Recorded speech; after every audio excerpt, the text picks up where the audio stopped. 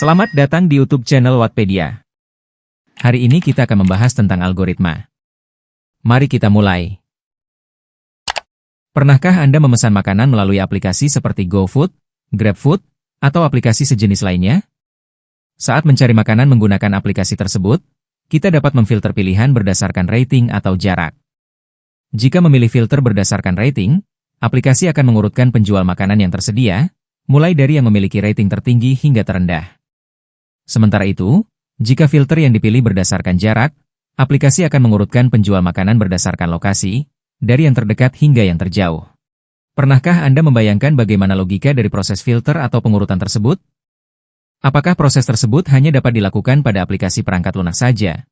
Ataukah kita bisa menerapkan logika pengurutan tersebut pada hal lain? Misalnya, kita terapkan pada proses pengiriman barang yang dilakukan oleh kurir paket. Pekerjaan kurir tentunya akan menjadi lebih cepat jika paket yang dikirim diurutkan berdasarkan lokasinya yang terdekat.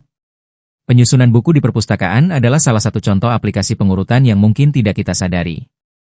Di perpustakaan, seluruh buku ditempatkan berdasarkan kategori tertentu untuk mempermudah pencarian.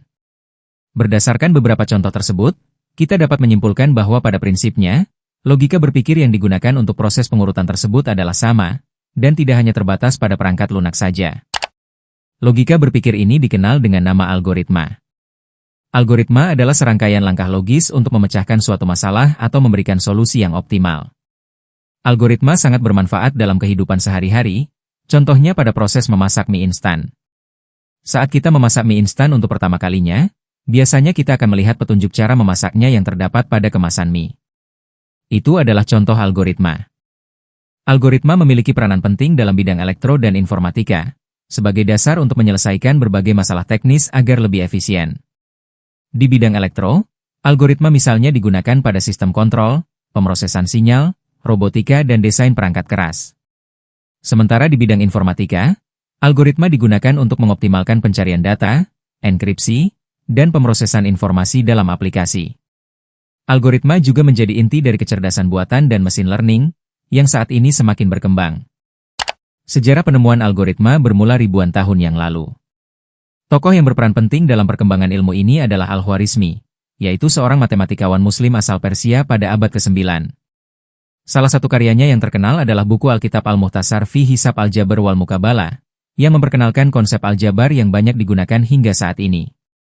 Dalam bukunya tersebut, Al-Khwarizmi memperkenalkan langkah-langkah sistematis untuk memecahkan persamaan matematis. Pada abad ke-12, buku tersebut diterjemahkan ke dalam bahasa Latin dengan frasa pembukanya berbunyi, Dixit Algorismi, yang artinya, dikatakan oleh Al-Khwarizmi. Kata algorismi ini kemudian diserap menjadi algoris, yang kelak berevolusi menjadi kata algoritma. Dengan munculnya komputer pada abad ke-20, algoritma menjadi semakin relevan, terutama dalam pemrograman dan pemecahan masalah yang semakin kompleks. Algoritma digunakan untuk menerapkan cara berpikir manusia ke dalam mesin komputer yang memiliki keterbatasan, sehingga komputer dapat menyelesaikan berbagai permasalahan. Melalui algoritma, berbagai sistem dapat berfungsi dengan efisien, mendukung pengambilan keputusan secara otomatis, serta menyelesaikan tugas-tugas kompleks dengan cara yang cepat dan akurat. Dengan memahami dasar-dasar algoritma, kita tidak hanya memahami bagaimana teknologi bekerja, tetapi juga bagaimana kita dapat mengoptimalkan atau bahkan menciptakan solusi inovatif yang berguna untuk berbagai masalah sehari-hari. Dalam membuat algoritma yang baik, terdapat beberapa ciri penting yang harus dimilikinya, di antaranya. 1. Sistematis dan terstruktur, yaitu algoritma yang dibuat harus disusun dengan urutan yang sistematis, dari langkah awal hingga langkah akhir. Semua instruksinya harus mengikuti urutan yang logis. 2. Terbatas, artinya algoritma harus memiliki jumlah langkah yang terbatas, harus berakhir setelah beberapa langkah yang telah ditentukan, tidak boleh berjalan selamanya. 3. Jelas, yaitu setiap langkah dalam algoritma harus jelas dimengerti dan tidak ambigu. 4. Efektif dan efisiensi, yaitu setiap langkahnya harus cukup sederhana karena algoritma itu digunakan pada sumber daya komputer yang memiliki keterbatasan kecepatan dan memori.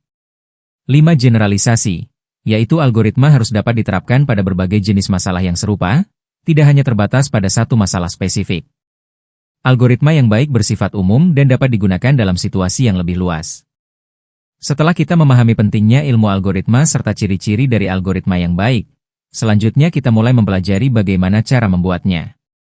Terdapat 3 jenis notasi yang dapat dipilih dan digunakan untuk menuliskan algoritma yang baik, yaitu 1. Notasi deskriptif adalah cara penulisan algoritma dalam bentuk uraian kalimat biasa yang menjelaskan langkah-langkah penyelesaian masalah secara sistematis dan mudah dipahami.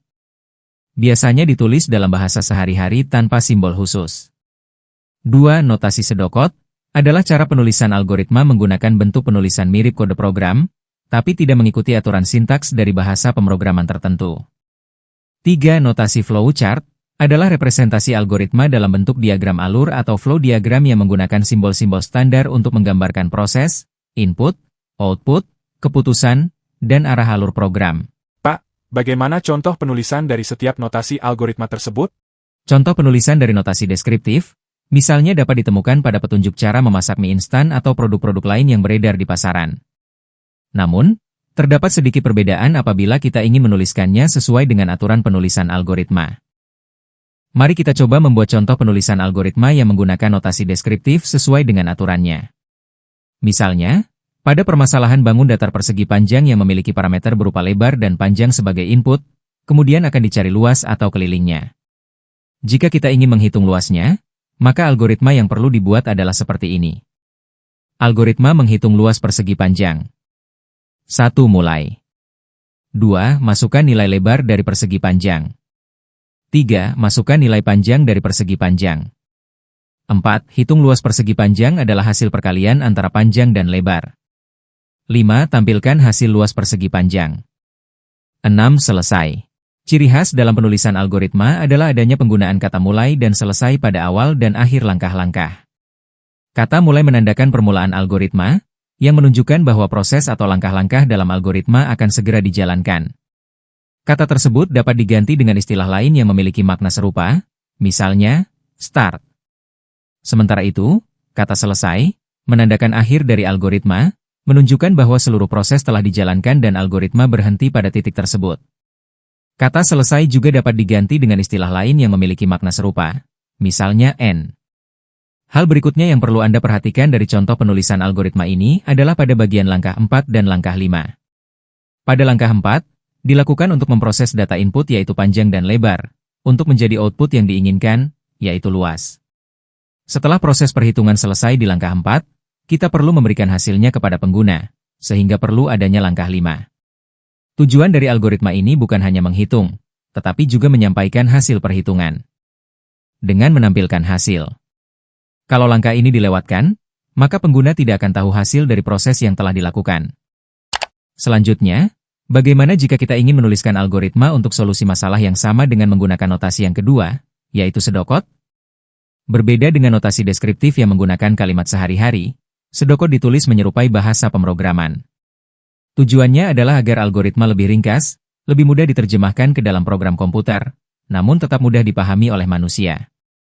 Untuk contoh menghitung luas persegi panjang, sedokotnya dapat ditulis seperti berikut. Algoritma hitung luas persegi panjang. 1. Mulai. 2. Input lebar. 3. Input panjang. 4. Luas panjang kali lebar. 5. Output luas. 6. Selesai. Pada sedokot, terdapat beberapa kata kunci yang sering digunakan. Misalnya, kata input digunakan untuk menerima data dari pengguna.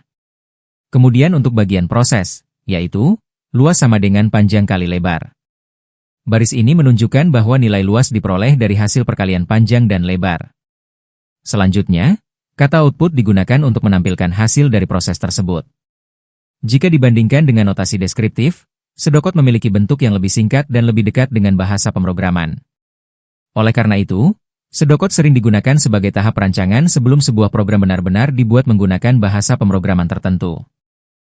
Notasi yang ketiga adalah flowchart atau diagram alir. Jika notasi deskriptif menggunakan kalimat, dan sedokot menggunakan bentuk yang menyerupai program, maka flowchart menggunakan simbol-simbol grafis untuk menggambarkan urutan proses dalam algoritma. Untuk masalah menghitung luas persegi panjang, flowchart yang dibuat adalah sebagai berikut. Pertama, algoritma dimulai pada simbol start. Kemudian memasukkan nilai panjang dan lebar melalui simbol input. Setelah itu, proses perhitungan dilakukan menggunakan rumus, luas sama dengan panjang kali lebar. Hasil perhitungan kemudian ditampilkan kepada pengguna melalui simbol output.